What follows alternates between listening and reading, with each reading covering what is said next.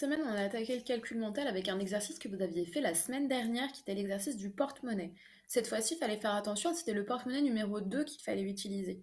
Donc pas le même que la semaine dernière, hein. Donc la consigne, c'était à l'aide du fichier porte-monnaie numéro 2, trouve comment payer les différents objets. Je vous avais proposé donc déjà le fichier porte-monnaie numéro 2. Donc vous ne pouviez utiliser que cet argent-là, donc pas de billets de 5 par exemple, ou pas de billets de 50 euros. C'était le petit attention qui suivait. Et je vous avais proposé donc d'acheter un château gonflable à 232 euros et une licorne magique à 333 euros. On va commencer avec le château gonflable. Donc 232 euros, je vous l'ai mis là en rappel en haut à gauche. Comment je fais 232 euros avec cet argent-là? Alors pour le 200, moi je vais faire ça dans l'ordre, hein. Je cherche d'abord les centaines, les dizaines, puis les unités.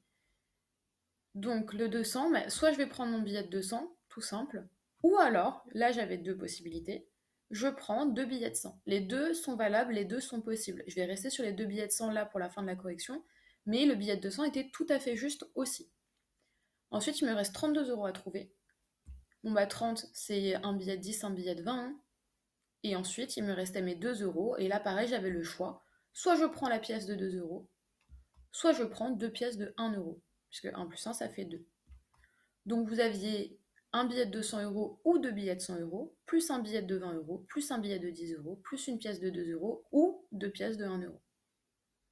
Ensuite, pour la licorne magique, donc il fallait trouver comment faire 333 euros avec l'argent qui vous était proposé. Alors, je suis allée un peu vite. Pour le 300, vous preniez un billet de 200 et un billet de 100. Vous ne pouviez pas prendre les deux billets de 100 là plus autre chose, ça ne pouvait pas fonctionner. Je ne peux pas déchirer un billet de 200 en deux et me dire bah, je vais prendre la moitié, ça fera 100 euros, hein. Les billets, il faut les prendre dans leur totalité. Donc là, c'était un billet de 200 et un billet de 100 euros. Ensuite, je cherchais les 30 euros. Bah, là, c'était comme la fois précédente, hein, le billet de 20 et le billet de 10. Et ensuite, il fallait que je fasse 3 euros. Et là, pareil, j'étais obligée de prendre la pièce de 2 euros et de 1 euro. Je ne peux pas couper une pièce de 2 euros en deux et me dire bah voilà, je prends la moitié, ça fera 1 euro.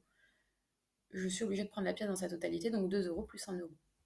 Donc vous aviez un billet de 200 euros, un billet de 100 euros, un billet de 20 euros, un billet de 10 euros, une pièce de 2 euros et une pièce de 1 euro. Oups.